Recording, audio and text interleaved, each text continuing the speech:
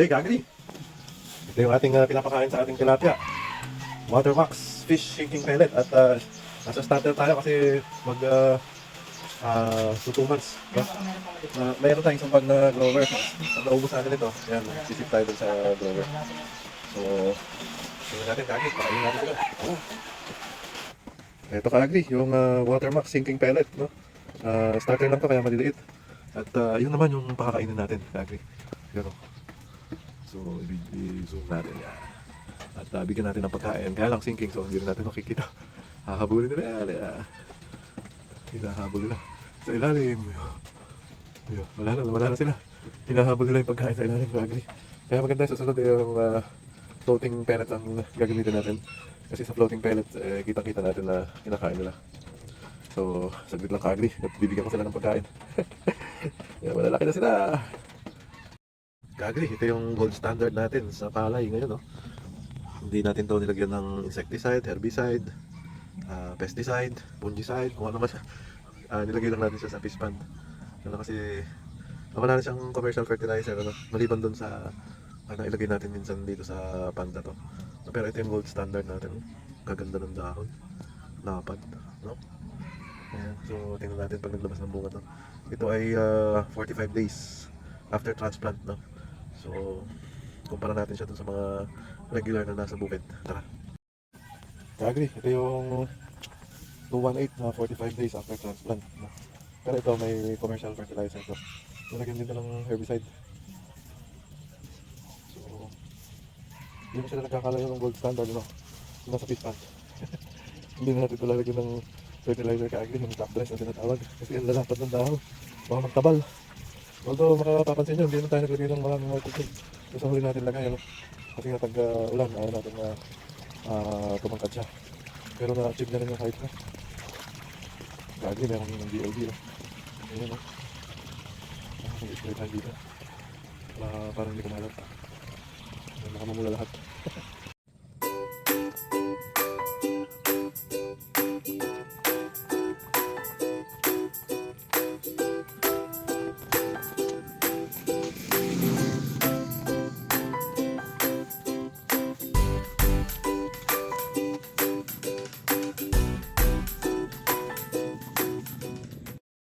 Good day mga ka-agri. Excuse me. Pasensya na, nasipon dahil sa mga sunod-sunod na pag-ulan dahil doon sa habagat na dala ni Karina. Day 46 ka-agri ng ating RC402. At kasalukuyan tayong nag-top dress. Last application natin ng fertilizer. Kaya potas na ka-agri. Kung titingnan mo kung gaano kalaki yung palay natin, nasa hanggang tiyan.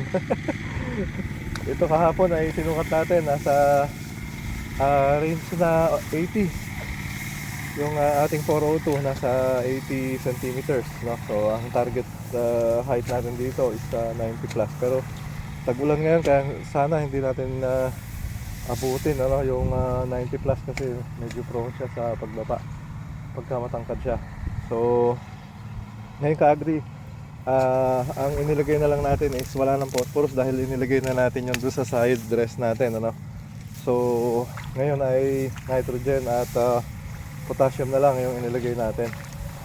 So sa panghuli ay gumamit din tayo ka-agri ng isang bag na urea at 3 bag na 0060 sa 2.5 hectares natin. Malnipis na lang ka-agri kasi yun nga, na-achieve naman na natin yung almost yung height natin. So paglabas ng bunga niya ay expected natin na kaya na niyang i-reach yun. So yun, nakita mo naman ka-agri, medyo berde pa siya. Hindi lang siya talaga berdeng berde, pero berde pa siya, no? So itong ginagawa natin ka-agri last weeding kasi ito may mga matataas. So yun, pakita ko rin mamaya yung ating 216 ka-agri. Okay, ayan ka-agri, ito na yung RC216 natin. Nag top dress na kami kanina, pero ito hindi na nilagyan. Lalo na yun, yung nandun sa nalililim na part.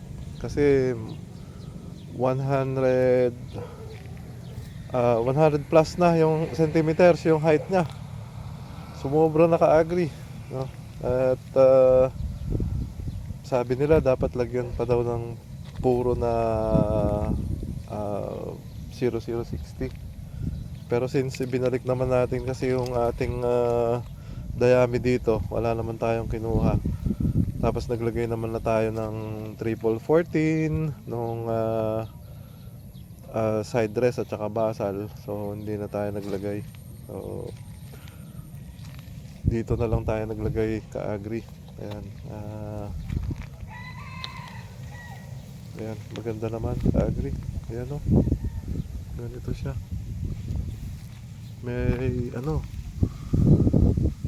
andyan na yung mga hinulip ka-agri. Hindi kasi medyo hindi maganda yung pag-uugat ng ating binhi. Kasi sa 18 days 21 days tayo naglipat. Medyo hindi maganda yung ugat niya. So ayan, kalinis ng pilapil ka-agri oh. May ilan din na damo na hindi nakuha, pero okay na yan ka-agri.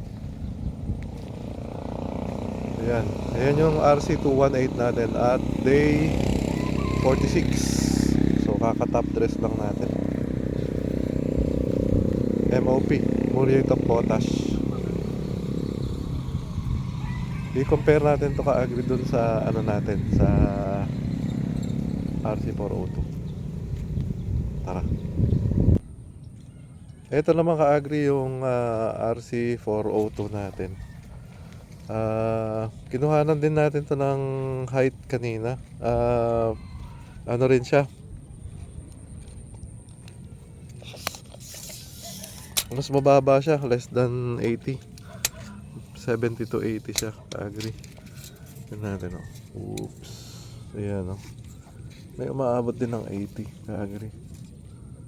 Ayan, so tamang-tama lang kasi paglabas nung flag leaf niya natatangkad pa siya. So ganun lang. Ayan naman yung niya. Hanggang doon sa dulo. Yun naman din ka-agri oh. Namuno rin naman siya. Bumuka din naman yung ating mga puno. Ayan.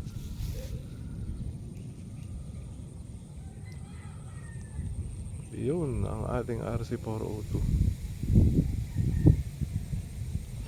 So tapos na tayo, graduate na tayo sa fertilization. Susunod naman alagaan natin yung paglabas ng bunga. Okay, abangan ka-agri. Bye bye. Isang sakahan, hindi mawawala yung mga problematic areas gaya nito. Hindi kaya na-sprayan ko ng machete. Hindi siya tumalab. Ay, dami oh. At ito yung ating tatrabahuhin bukas. Yan, madaing damo yung pilapil. Yan, ganyan katataas yung damo. So ito naman yung palay. Ito yung medyo maayos-ayos pa. Ito yung maraming problema. Ayan.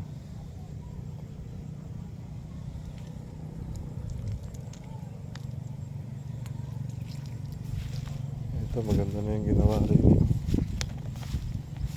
Nakalinis ng gusto. Pero doon sa pagitan natin, hindi.